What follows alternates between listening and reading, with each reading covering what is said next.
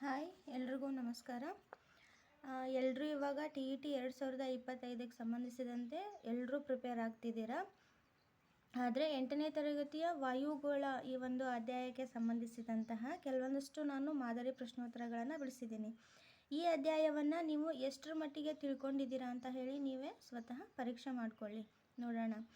ಆದರೆ ಈ ವಿಡಿಯೋನ 2 ನಿಮಿಷ ಪೂರ್ತಿಯಾಗಿ ನೋಡಿ ಇಷ್ಟ ಆಗದೇ ಇದ್ದರೆ ಆವಾಗ ಸ್ಕಿಪ್ ಮಾಡಿ, ಈಗಲೇ ಸ್ಕಿಪ್ ಮಾಡೋಕ್ಕೆ ಹೋಗಬೇಡಿ. ಸರಿ, ಮೊದಲನೇ ಪ್ರಶ್ನೆಯನ್ನು ನೋಡೋಣ. ನೀವೇ ಪರೀಕ್ಷೆ ಮಾಡ್ಕೊಳ್ಳಿ, ವಾಯುಗೋಳ ಪಾಠನ ನೀವು ಎಷ್ಟರ ಮಟ್ಟಿಗೆ ಅರ್ಥ ಮಾಡ್ಕೊಂಡಿದ್ದೀರಾ ಅಂತ ಹೇಳಿ ಈ ಒಂದು ಕೆಲವೊಂದಷ್ಟು ಮಾದರಿ ಪ್ರಶ್ನೋತ್ತರಗಳ ಜೊತೆಗೆ ನೀವೇ ಅರ್ಥ ಮಾಡ್ಕೊಳ್ಳಿ. ಮೊದಲನೇ ಪ್ರಶ್ನೆಯನ್ನು ನೋಡೋಣ. ವಾಯುಗೋಳದ ದಪ್ಪ ಅಂದರೆ ವಾಯುಗೋಳ ಎಷ್ಟು ವಿಸ್ತಾರವಾಗಿ ಇದೆ ಅಂತ ಹೇಳಿ. Option A 2000 kilometre, option B 1000 kilometre, option C 80 kilometre, option D 18 kilometre. ಇದಕ್ಕೆ ಸರಿಯಾದಂತಹ ಉತ್ತರ ಯಾವುದು? ಆಪ್ಷನ್ ಬಿ ಇದೆಯಲ್ಲ, ಇದು ಸರಿಯಾದಂತಹ ಉತ್ತರ. ಅಂದರೆ 1000 ಕಿಲೋಮೀಟರ್. ಹಾಗಾದರೆ ವಾಯುಗೋಳ ಅಂದರೆ ಏನು ಅಂತ ಹೇಳಿದ್ರೆ, ಭೂಮಿಯನ್ನು ಸುತ್ತುವರೆದಿರುವ ಅನಿಲಗಳು, ಧೂಳಿನ ಕಣ ಮತ್ತು ನೀರಾವಿಯ ತೆಳುವಾದ ಪದರವನ್ನು ವಾಯುಗೋಳ ಅಂತ ಹೇಳಿ ನಾವು ಕರಿತೀವಿ. ವಾಯುಗೋಳವು ಈ ಒಂದು ಅನಿಲದ ಪದರ ಏನು ಮಾಡ್ತತಿ ಅಂತ ಹೇಳಿದ್ರೆ, ವಾಯುಗೋಳ ಜೀವಗೋಳವನ್ನು ಬಾಹ್ಯಾಕಾಶದಿಂದ ಪ್ರತ್ಯೇಕಿಸಿ ನಮ್ಮನ್ನು ಏನು ಮಾಡುತ್ತೆ, ರಕ್ಷಣೆಯನ್ನು ಮಾಡ್ತತಿ. ಇನ್ನು ಎರಡನೇ ಪ್ರಶ್ನೆಯನ್ನು ನೋಡೋಣ. ವಾಯುಮಂಡಲದ ಮುಖ್ಯ ಅನಿಲಗಳಲ್ಲಿ ಓಝೋನ್ ಪದರದ ಶೇಕಡಾವಾರು ಪ್ರಮಾಣ ಎಷ್ಟು ಅಂತ ಇಲ್ಲಿ ಪ್ರಶ್ನೆ. ವಾಯುಗೋಳವು ಬಹಳಷ್ಟು ಅನಿಲಗಳಿಂದ ಕೂಡೈತಿ, ಅದರೊಳಗೆ ಓಝೋನ್ ಪದರ ಎಷ್ಟು ಪ್ರಮಾಣದಲ್ಲಿ ಇದೆ, ಶೇಕಡ ಎಷ್ಟು ಪ್ರಮಾಣದಲ್ಲಿ ಇದೆ ಅನ್ನೋದು ಪ್ರಶ್ನೆ. Option A 0.005, option B 0.605, option C 0.005, option D 0.505. ಇದಕ್ಕೆ ಸರಿಯಾದಂತಹ ಉತ್ತರ ಯಾವುದು ಹಾಗಿದ್ರೆ?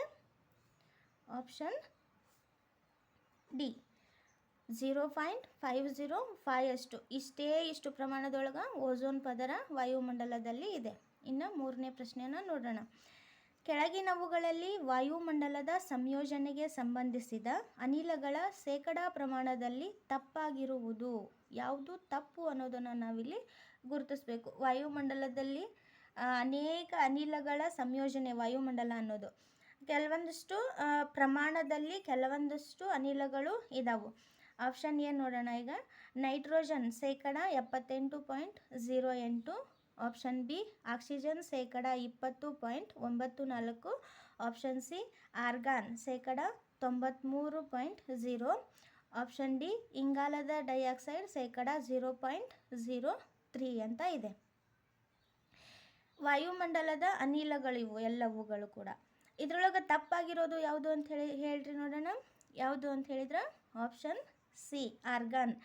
ಇದು ಶೇಕಡ 0.93 ಅಷ್ಟಿದೆ, ಅದನ್ನು ಉಲ್ಟಾ ಮಾಡಿದ್ದಾರೆ ಇಲ್ಲಿ, ಇದು ತಪ್ಪು. ಇದರ ಪ್ರಮಾಣ 0.93 ಅಷ್ಟು. ಆಕ್ಸಿಜನ್, ನೈಟ್ರೋಜನ್, ಆರ್ಗಾನ್, ಇಂಗಾಲದ ಡೈಆಕ್ಸೈಡ್ ಜೊತೆಗೆ ಓಝೋನ್ ಇವಿಷ್ಟು ಅನಿಲಗಳು ಕೂಡ ವಾಯುಮಂಡಲದಲ್ಲಿ ಇದಾವು. ಅವುಗಳ ಪ್ರಮಾಣನೂ ಕೂಡ ಇಲ್ಲಿ ನೀವು ತಿಳ್ಕೊಂಡ್ರಿ. ಇದರ ಜೊತೆಗೆ ವಾಯುಮಂಡಲದೊಳಗೆ ಧೂಳಿನ ಕಣಗಳು ಸಹ ಇದಾವು, ನೀರಾವಿಯೂ ಸಹ ಇದಾವು. ಈ ನೀರಾವಿ ಮತ್ತು ಧೂಳಿನ ಕಣಗಳು ಏನು ಮಾಡ್ತಾವು, ಅವುಗಳ ಕೆಲಸ ಏನಪ್ಪ ಅಂತ ಹೇಳಿದ್ರೆ, ಜಲಾಂಶದ ಘನೀಭವಿಸುವಿಕೆಗೆ ಮತ್ತು ಮೋಡದ ನಿರ್ಮಾಣಕ್ಕೆ ಇವು ಸಹಾಯವನ್ನು ಮಾಡ್ತವೆ. ಇನ್ನು ನಾಲ್ಕನೆಯ ಪ್ರಶ್ನೆ. ಈ ಕೆಳಗಿನ ಹೇಳಿಕೆಗಳನ್ನು ಗಮನಿಸಿ. ಹೇಳಿಕೆಗಳನ್ನು ಕೊಟ್ಟಿದ್ದಾರೆ ನೋಡ್ರಿ ಏನವು ಅಂತೇಳಿ. ಇದು ಸಮಭಾಜಕ ವೃತ್ತದ ಬಳಿ 18 ಕಿಲೋಮೀಟರ್ ಎತ್ತರದವರೆಗೆ ಇದೆ. ಎರಡನೆಯದು, ಹವಾಮಾನದ ಎಲ್ಲ ಬದಲಾವಣೆಗಳು ಈ ಪದರದಲ್ಲಿ ಕಂಡುಬರುತ್ತವೆ. ಮೂರನೇದು, ಈ ವಲಯದಲ್ಲಿ ಎತ್ತರಕ್ಕೆ ಹೋದಂತೆ ಉಷ್ಣಾಂಶ ಮತ್ತು ಒತ್ತಡ ಪ್ರಮಾಣ ಕಡಿಮೆಯಾಗುತ್ತದೆ. ನಾಲ್ಕನೇದು, ವಾಯುಮಂಡಲದ ಅತ್ಯಂತ ಕೆಳಪದರು ಇದು. ಈ ಹೇಳಿಕೆಗಳು ಸಂಬಂಧಿಸಿರುವುದು ಯಾವುದಕ್ಕೆ? ಆಪ್ಷನ್ ಎ ಪರಿವರ್ತನಾ ಮಂಡಲ, ಆಪ್ಷನ್ ಬಿ ಸಮೋಷ್ಣ ಮಂಡಲ, ಆಪ್ಷನ್ ಸಿ ಮಧ್ಯಂತರ ಮಂಡಲ, ಆಪ್ಷನ್ ಡಿ ಬಾಹ್ಯ ಮಂಡಲ. ಈ ಒಂದು ಹೇಳಿಕೆಗಳು ಯಾವುದಕ್ಕೆ ಸಂಬಂಧಿಸಿದವು ಹೇಳ್ರಿ ನೋಡೋಣ. ಯಾವುದು ಅಂತ ಹೇಳಿದ್ರೆ ಸರಿಯಾದಂತಹ ಉತ್ತರ ಇದಕ್ಕೆ ಆಪ್ಷನ್ ಎ, ಪರಿವರ್ತನಾ ಮಂಡಲ.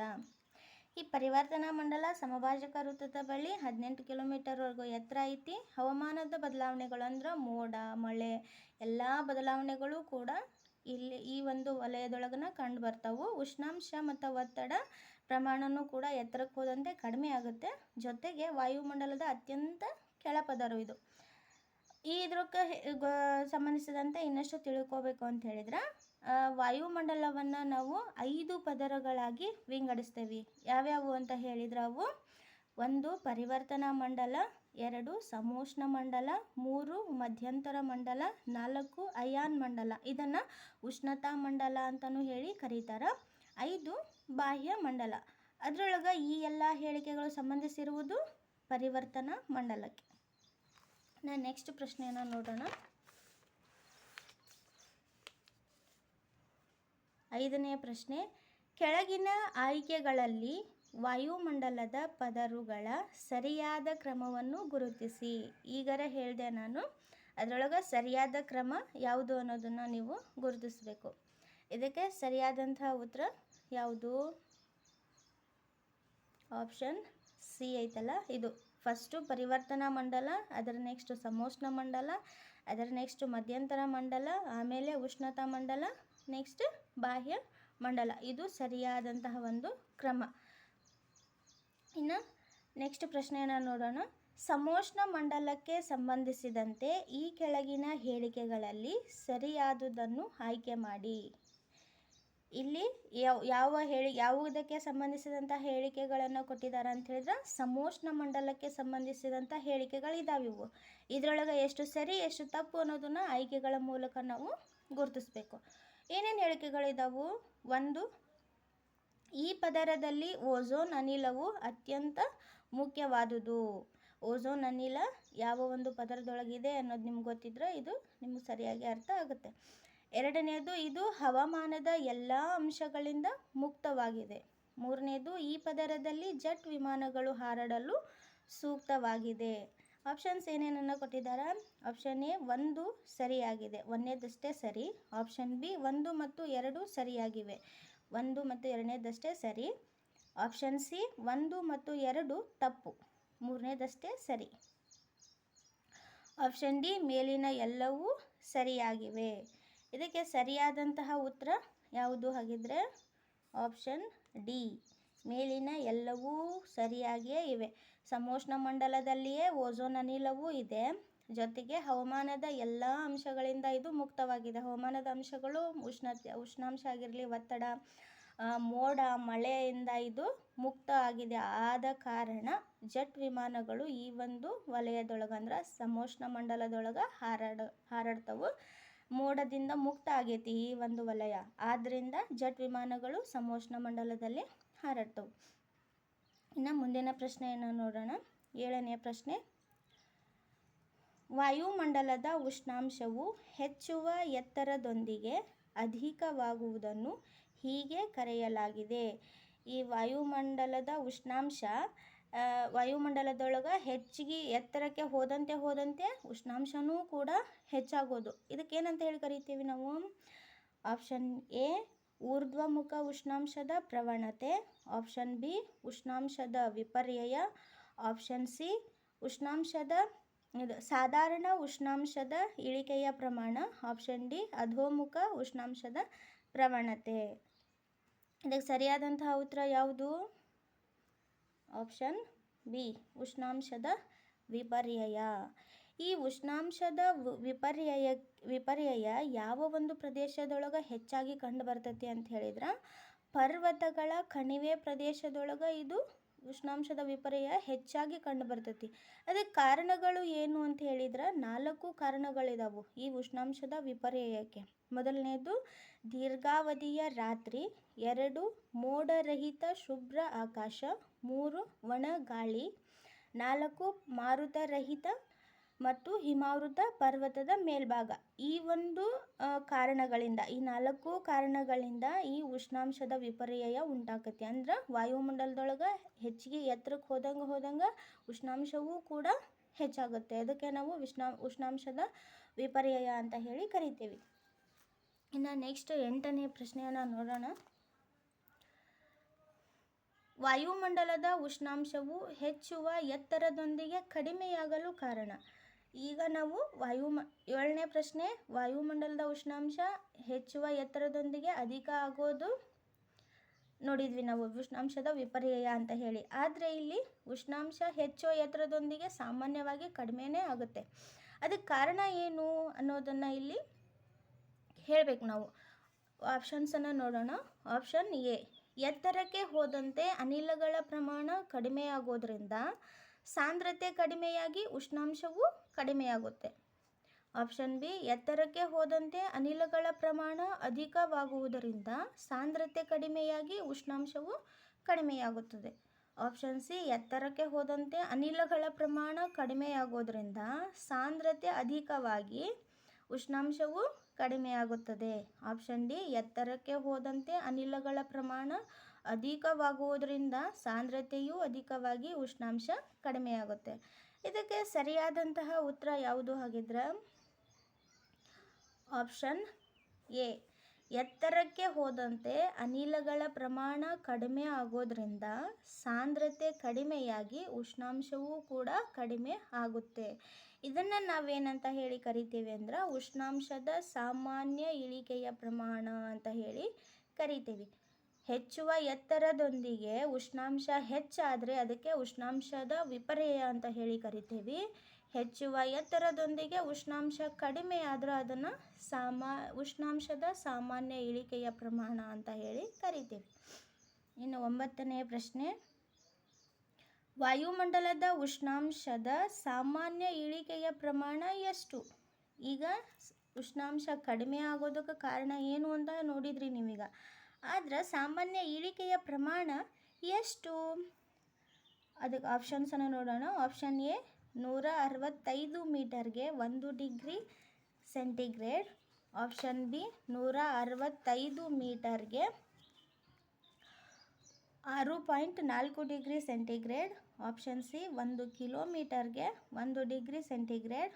ಆಪ್ಷನ್ ಡಿ, 165 ಮೀಟರ್ಗೆ 2 ಡಿಗ್ರಿ ಸೆಂಟಿಗ್ರೇಡ್. ಇದಕ್ಕೆ ಸರಿಯಾದಂತಹ ಉತ್ತರ ಯಾವುದು? 9ನೇ ಪ್ರಶ್ನೆಗೆ ಸರಿಯಾದಂತಹ ಉತ್ತರ ಆಪ್ಷನ್ ಎ, 165 ಮೀಟರ್ಗೆ 1 ಡಿಗ್ರಿ ಸೆಂಟಿಗ್ರೇಡ್ನಷ್ಟು ಉಷ್ಣಾಂಶ ಇಳಿಕೆಯನ್ನು ಕಾಣುತ್ತೆ. ಇದು 165 ಮೀಟರ್ಗಾಯಿತು. ಹಾಗಿದ್ರೆ 1 ಕಿಲೋಮೀಟರ್ ಎತ್ತರಕ್ಕೆ ಹೋದ್ರೆ ಎಷ್ಟು ಉಷ್ಣಾಂಶ ಕಡಿಮೆ ಆಗುತ್ತೆ ಅಂತ ಹೇಳಿದ್ರೆ 1 ಕಿಲೋಮೀಟರ್ಗೆ 6.4 ಡಿಗ್ರಿ ಸೆಂಟಿಗ್ರೇಡ್ನಷ್ಟು ಉಷ್ಣಾಂಶ ಏನಾಗುತ್ತೆ? ಕಡಿಮೆ ಆಗುತ್ತೆ 1 ಕಿಲೋಮೀಟರ್ಗೆ. ನೆಕ್ಸ್ಟ್ ಪ್ರಶ್ನೆ, 10ನೇ ಪ್ರಶ್ನೆ, ಒಂದು ಸ್ಥಳದಲ್ಲಿ ನಿಗದಿತ ಸಮಯದಲ್ಲಿ ಕಂಡುಬರುವ ವಾಯುಮಂಡಲದ ಪರಿಸ್ಥಿತಿಯನ್ನು ಹೀಗೆಂದು ಕರೆಯುತ್ತಾರೆ. ಒಂದು ಸ್ಥಳದೊಳಗೆ ನಿಗದಿತ ಸಮಯದಲ್ಲಿ ಕಂಡುಬರುವಂತಹ ವಾಯುಮಂಡಲದ ಪರಿಸ್ಥಿತಿ, ಅದಕ್ಕೆ ಏನಂತ ಹೇಳಿ ಕರೀತಾರ? ಆಪ್ಷನ್ ಎ, ವಾಯುಗುಣ. ಆಪ್ಷನ್ ಬಿ, ಹವಾಮಾನ. ಆಪ್ಷನ್ ಸಿ, ವಾಯುಮಾನ. ಆಪ್ಷನ್ ಡಿ, ಮೋಡ. ಇದಕ್ಕೆ ಸರಿಯಾದಂತಹ ಉತ್ತರ ಯಾವುದು ಅಂತ ಹೇಳಿದ್ರೆ ಬಿ, ಹವಾಮಾನ. ಒಂದು ಸ್ಥಳದೊಳಗೆ ನಿಗದಿತ ಸಮಯದೊಳಗೆ ಕಂಡುಬರುವಂತಹ ವಾಯುಮಂಡಲದ ಪರಿಸ್ಥಿತಿಯನ್ನು ಹವಾಮಾನ ಅಂತ ಹೇಳಿ ಕರೀತಾರೆ. ಹಾಗಿದ್ರೆ ವಾಯುಗುಣ ಅಂದರೆ ಏನು? ಒಂದು ಪ್ರದೇಶದ ದೀರ್ಘಾವಧಿಯ ಹವಾಮಾನದ ಸರಾಸರಿಯನ್ನು ವಾಯುಗುಣ ಅಂತ ಹೇಳಿ ಕರಿತೀವಿ. ಒಂದು ಪ್ರದೇಶದ ದೀರ್ಘಾವಧಿಯ ಹವಾಮಾನದ ಸರಾಸರಿಯನ್ನು ವಾಯುಗುಣ ಅಂತ ಹೇಳಿ ನಾವು ಕರಿತೀವಿ. ನೆಕ್ಸ್ಟ್ ಪ್ರಶ್ನೆಯನ್ನು ನೋಡೋಣ. 11ನೇ ಪ್ರಶ್ನೆ, ವಾಯುಮಂಡಲದ ಉಷ್ಣಾಂಶವನ್ನು ಅಳೆಯುವ ಉಪಕರಣ. ವಾಯುಮಂಡಲದ ಉಷ್ಣಾಂಶವನ್ನು ಯಾವ ಒಂದು ಉಪಕರಣದಿಂದ ಅಳಿತೀವಿ ನಾವು? Option A, thermometer. Option B, anemometer. Option C, barometer. Option D, centimetre. ಯಾವುದ್ರ ಮೂಲಕ ಅಳಿತೀವಿ? ಇದಕ್ಕೆ ಸರಿಯಾದಂತಹ ಉತ್ತರ ಆಪ್ಷನ್ ಎ ಥರ್ಮೋಮೀಟರ್. ಇದನ್ನು ಉಷ್ಣತಾ ಮಾಪಕ ಅಂತ ಹೇಳಿ ಕನ್ನಡದೊಳಗೆ ಕರೀತಾರೆ. ಇನ್ನು ಅನಿಮೋಮೀಟರ್ ಅಂದರೆ ಏನು ಹಾಗಿದ್ರೆ? ಅನಿಮೋಮೀಟರ್ ಅಂತ ಹೇಳಿದ್ರೆ ವಾಯುವಿನ ವೇಗವನ್ನು ಅಳೆಯುವಂತಹ ಮಾಪಕ. ವಾಯುವಿನ ವೇಗವನ್ನು ಅಳೆಯುವಂತಹ ಮಾಪಕ. ಇದಕ್ಕೆ ಪವನ ವೇಗ ಮಾಪಕ ಅಂತಲೂ ಹೇಳಿ ಕರಿತೀವಿ ನಾವು. ವಾಯುವಿನ ವೇಗವನ್ನು ಅಳಿಲಿಕ್ಕೆ ಬಳಸ್ತಾರೆ ಇದನ್ನು. ಕನ್ನಡದೊಳಗೆ ಪವನ ವೇಗ ಮಾಪಕ ಅಂತ ಹೇಳಿ ಕರಿತೀವಿ. ಇನ್ನು ಬಾರೋಮೀಟರ್ ಅಂತಂದು ಹೇಳಿದ್ರೆ ಇದು ವಾಯುವಿನ ಒತ್ತಡವನ್ನು ಅಳೆಯುವಂತಹ ಮಾಪಕ. ವಾಯುವಿನ ಒತ್ತಡವನ್ನು ಅಳೆಯಲು ಬಳಸುವಂತಹ ಉಪಕರಣ ಬಾರೋಮೀಟರ್. ಕನ್ನಡದೊಳಗೆ ಇದನ್ನು ವಾಯುಭಾರ ಮಾಪಕ ಅಂತ ಹೇಳಿ ಕರೀತಾರೆ. ನೆಕ್ಸ್ಟ್ ಪ್ರಶ್ನೆ, 12ನೇ ಪ್ರಶ್ನೆ. ಸಮುದ್ರ ಮಟ್ಟದಲ್ಲಿ ವಾಯುಮಂಡಲದ ಸರಾಸರಿ ಒತ್ತಡ ಎಷ್ಟು? ಸಮುದ್ರ ಮಟ್ಟದಲ್ಲಿ ವಾಯುಮಂಡಲದ ಸರಾಸರಿ ಒತ್ತಡ. ಇದು ಅನೇಕ ಬಾರಿ ಪ್ರಶ್ನೆ ಬಂದೈತಿ. ಆಪ್ಷನ್ಸನ್ನು ನೋಡೋಣ. Option A 1003.25 MB. Option B 1113.25 MB. Option C 1013.25 MB. Option D 1013 MB. ಸರಿಯಾದಂತಹ ಉತ್ತರ ಯಾವುದು ಇದಕ್ಕೆ? 12ನೇ ಪ್ರಶ್ನೆಗೆ ಸರಿಯಾದಂತಹ ಉತ್ತರ ಆಪ್ಷನ್ ಸಿ 1013.25 MB. MB ಅಂತ ಹೇಳಿದ್ರೆ ಮಿಲಿಬಾರ್ ಅಂತ ಹೇಳಿ ಕರಿತೀವಿ ನಾವು ಇದನ್ನು. ನೆಕ್ಸ್ಟ್ 13ನೇ ಪ್ರಶ್ನೆ.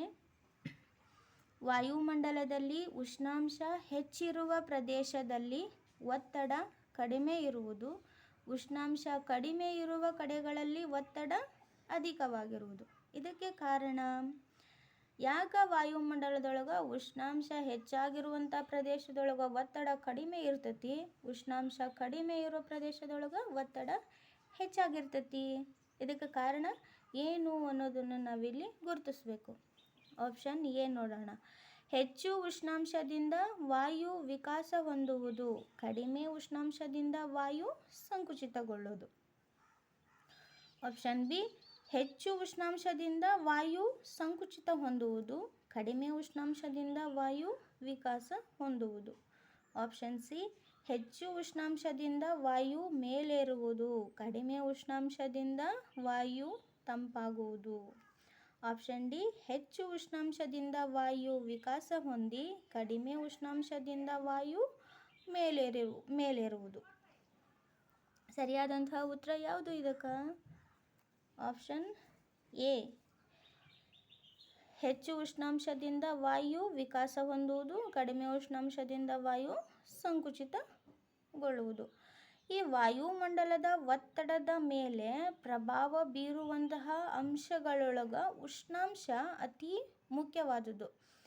ಯಾಕಂತ ಹೇಳಿದ್ರೆ ಉಷ್ಣಾಂಶವು ಹೆಚ್ಚಾಗಿರುವಂತಹ ಪ್ರದೇಶದೊಳಗೆ ವಾಯು ವಿಕಾಸ ಹೊಂದುವುದು, ಜೊತೆಗೆ ವಾಯು ವಿಕಾಸ ಹೊಂದೋದ್ರಿಂದ ಒತ್ತಡ ಕಡಿಮೆ ಆಗುತ್ತೆ. ಇದಕ್ಕೆ ಪ್ರತಿಯಾಗಿ ಕಡಿಮೆ ಉಷ್ಣಾಂಶ ಇರುವಂತಹ ಪ್ರದೇಶದೊಳಗೆ ವಾಯು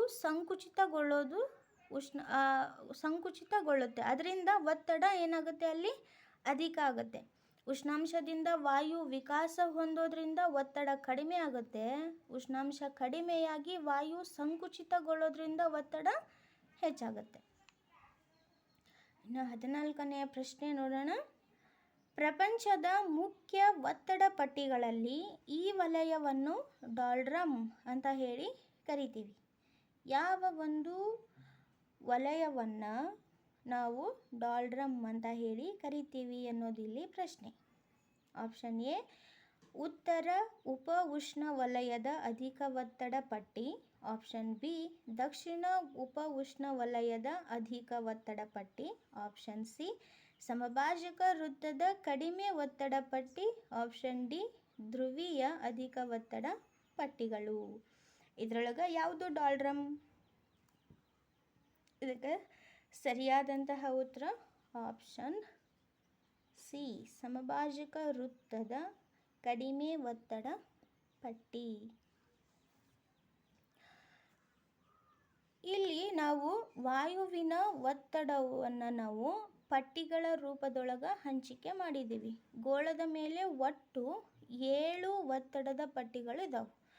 7 ಒತ್ತಡದ ಪಟ್ಟಿಗಳು. ಅದರೊಳಗೆ ಯಾವ್ಯಾವು ಅಂತ ಹೇಳಿದ್ರೆ, ಒಂದು ಸಮಭಾಜಕ ವೃತ್ತದ ಕಡಿಮೆ ಒತ್ತಡ ಪಟ್ಟಿ, 2 ಉತ್ತರ ಉಪ ಉಷ್ಣವಲಯದ ಅಧಿಕ ಒತ್ತಡ ಪಟ್ಟಿ, 3 ದಕ್ಷಿಣ ಉಪ ಉಷ್ಣವಲಯದ ಅಧಿಕ ಒತ್ತಡ ಪಟ್ಟಿ, 4 ಉತ್ತರ ಉಪಧ್ರುವೀಯ ಕಡಿಮೆ ಒತ್ತಡ ಪಟ್ಟಿ, 5 ದಕ್ಷಿಣ ಉಪಧ್ರುವೀಯ ಕಡಿಮೆ ಒತ್ತಡ ಪಟ್ಟಿ, 6 ಉತ್ತರ ಧ್ರುವೀಯ ಅಧಿಕ ಒತ್ತಡ ಪಟ್ಟಿ, 7 ದಕ್ಷಿಣ ಧ್ರುವೀಯ ಅಧಿಕ ಒತ್ತಡ ಪಟ್ಟಿ. ಇದರೊಳಗೆ ಸಮಭಾಜಕ ವೃತ್ತದ ಕಡಿಮೆ ಒತ್ತಡ ಪಟ್ಟಿಯನ್ನು ನಾವು ಡಾಲ್ಡ್ರಮ್ ಅಂತ ಹೇಳಿ ಕರಿತೀವಿ. ನಾವು 15ನೇ ಪ್ರಶ್ನೆಯನ್ನು ನೋಡೋಣ. ITCZ ನ ವಿಸ್ತೃತ ರೂಪ. ITCZ ಇದರ ವಿಸ್ತೃತ ರೂಪ ಏನು? Option A inter tropical convergence zone, option B inter tropical connective zone, option C inter triple connective zone, option D inter triple convergence zone. ಇದಕ್ಕೆ ಸರಿಯಾದಂತಹ ಉತ್ತರ option A inter tropical convergence zone. ಈ ಒಂದು ಸಮಭಾಜಕ ವೃತ್ತದ ಕಡಿಮೆ ಒತ್ತಡ ಪಟ್ಟಿನೇ ನಾವು ITCZ ಅಂತ ಹೇಳಿ ಕರಿತೀವಿ, ಅಥವಾ ಡಾಲ್ಡ್ರಮ್ ಅಂತಲೂ ಹೇಳಿ ಅದನ್ನು ಕರಿತೀವಿ. ಇದಿಷ್ಟು 15 ಪ್ರಶ್ನೆಗಳು. ಮುಂದಿನ ಉಳಿದಂತಹ ಪ್ರಶ್ನೆಗಳನ್ನು ಮತ್ತೆ ಮುಂದಿನ ತರಗತಿಯಲ್ಲಿ ಬಿಡಿಸ್ತೀನಿ. ಈ ಒಂದು ವಿಡಿಯೋ ಇಷ್ಟ ಆಗಿದ್ದರೆ ದಯವಿಟ್ಟು ನನ್ನ ಚಾನಲನ್ನು ಸಬ್ಸ್ಕ್ರೈಬ್ ಮಾಡಿಕೊಳ್ಳಿ. ಇನ್ನಷ್ಟು ಹೆಚ್ಚು ವಿಡಿಯೋಗಳನ್ನು ಮಾಡೋದಕ್ಕೆ ನನಗೆ ಆ ಮೂಲಕ ಪ್ರೋತ್ಸಾಹ ಸಿಕ್ಕಂಗೆ ಆಕೈತಿ. Thank you.